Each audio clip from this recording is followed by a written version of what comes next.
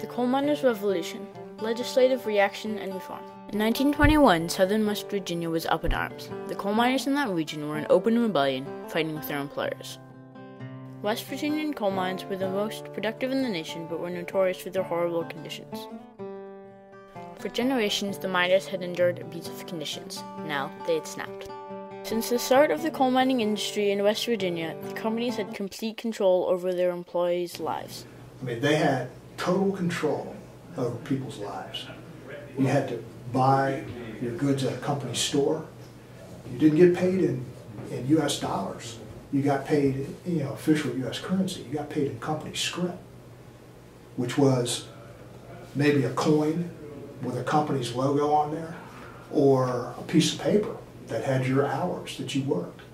And you could only redeem that in the company store. You had no choice to shop somewhere else.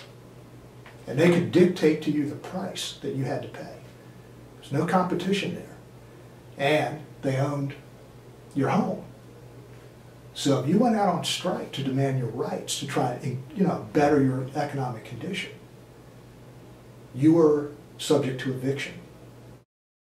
One coal boss, U.S. Senator Clarence Watson, owner of the Consolidated Coal Company, was called the King of West Virginia. Other companies, including United States Steel and its subsidiary companies, owned vast coal fields and the railroads that serviced them. In one particularly bad year, the deaths in the coal mines exceeded American deaths in the Spanish-American War, around 1700. One miner remarked that the conditions he worked in were worse than World War I. There were very few safety rules. Indeed, many executives, called operators, hired overseers with whips to keep the miners working. Many children also helped in the mines, doing so-called dead work, for which the regular miners were not paid. The mines were also dark and cramped. The only light came from the miners' lamps, which were often open flame. Explosions from these were fairly common, and miners would also use dynamite to blast away rock that was blocking the coal.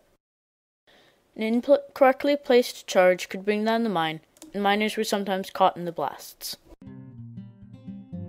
The rare times miners went on strike, they were either bullied back to work by company thugs such as crooked cops, state guard, and private detectives, or they lost their job to new miners. It was these conditions the miners had lived and died in, decade after decade, generation after generation. By 1921, anti-company feeling was particularly high. These feelings came to a head in Maywan, a small coal town that included company housing. On May 19, 1920, a train pulled up to Maywan Station carrying Boldenfeld's detectives in the pay of the coal company. These detectives had come for one reason, to evict union miners from their homes. They were met by the chief of police in Maywan, an ardent supporter of the miners, Sid Hatfield. Sid informed the detectives that they couldn't carry out the evictions without a warrant, but the detectives produced one and carried out the evictions. The mayor in Maywan, another supporter of the miners, issued a warrant for the arrest of the detectives on the charge of illegal gun possession. The next day, the detectives came back to carry out more evictions. The mayor and Sid stopped them with the warrant. The detectives surprised Sid by producing a warrant for him. The mayor looked at the warrant, pronounced it bogus, and was shot dead. The source of the bullet is heavily disputed. The miners say that one of the detectives shot the mayor. The detectives maintained that it was Sid, despite the fact that Sid had a lifelong friendship with the mayor. What is certain is that after the first shot, a gunfight commenced between off-duty miners and detectives. With numerical superiority, the miners quickly routed the detectives, of whom few escaped alive. The miners revered Sid as a hero. He was someone who had finally stood up to the hated company thugs, as the miners called the detectives, and won. The first cracks in the company control started appearing. Soon after, thousands of miners joined the union and went on strike. The United Mine Workers of America, the union to which many of the miners joined, set up tent colonies for the evicted miners. Hostilities between the union miners and the companies increased when state forces invaded a tent colony and arrested several strikers. There were several fights between strikers and non-union miners. The hostilities reached a climax with Sid Hatfield's murder. Sid was on trial for blowing up a piece of coal equipment with some other miners. As he and his friend walked up the courthouse steps with their wives, several Boldenfeld's detectives stepped out and shot Sid and his friend. The detectives were later found innocent of murder. An interview with their wives was published across the nation. Miners, enraged, began to gather in the thousands. They raided company armories for guns and ammunition and turned away journalists from their gathering place.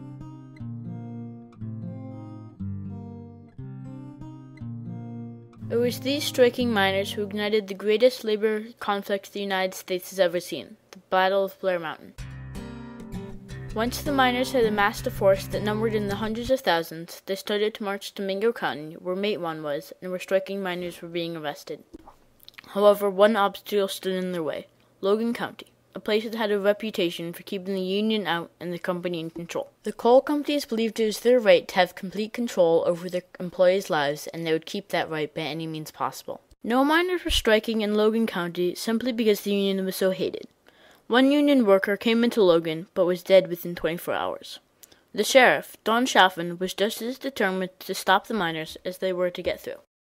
He raised a citizens' army that was vastly dwarfed by the miners, but was augmented by trained state guard, and were defending a natural barrier, Blair Mountain.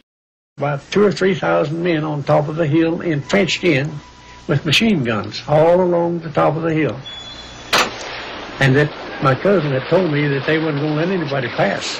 They were going to kill every fellow that attempted to cross that mountain. Talking about shooting, you couldn't hear your ears for the bullets. Thursday, September 1st, the miners believed that they could indeed go all the way. They had 10,000 men, 3 times the number that Chafin had on his defensive line. And they thought they could storm up Blair Mountain, through Logan, perhaps all the way to Mingo County.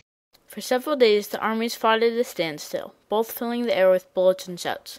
The defending army hired airplanes to do reconnaissance and drop bombs. The bombs did not have much effect on the miners, although Chaffin thought they did. Indeed, one bomb failed to go off entirely, and was later used by the miners in their trial.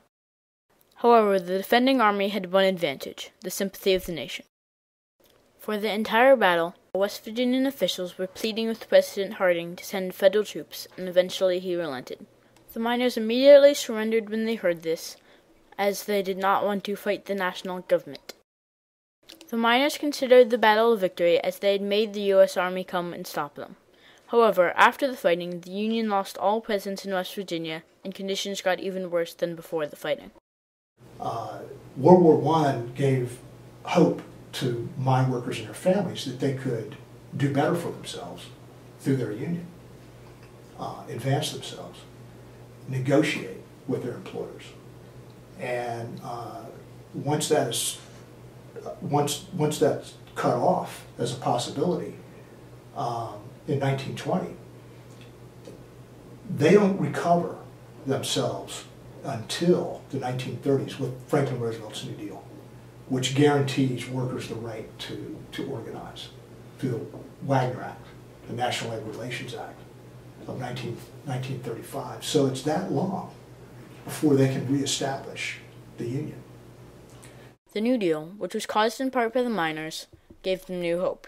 With laws such as the Wagner Act and the National Industrial Recovery Act, which protected unions, the miners quickly joined unions.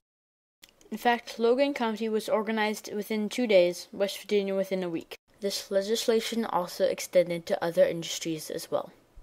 The automobile and rubber industries also had massive strikes that ended with better benefits. Unions came to power, and the workers enjoyed much better living conditions. The miners, who set out in 1921, had one goal in mind: to strike back against the companies. However, 1 decade later, their legacy gave rise to the Golden Age of Labor. Today, the United Mine Workers work with the government to help protect miners. In response to a mine explosion, Delegate Mike Caputo, a union member, helped pass a mine safety bill in West Virginia on February 28, 2012. Even today, the miners are still fighting. I was born one morning when the sun didn't shine. I picked up my shovel and I walked to the mine. I loaded 16 tons of number 9 coal, and the straw boss said, well, to bless my soul, you load 16 tons. What do you get? Another day older and deeper in debt. St. Peter, don't you call me, 'cause I can't go. I owe my soul to the company.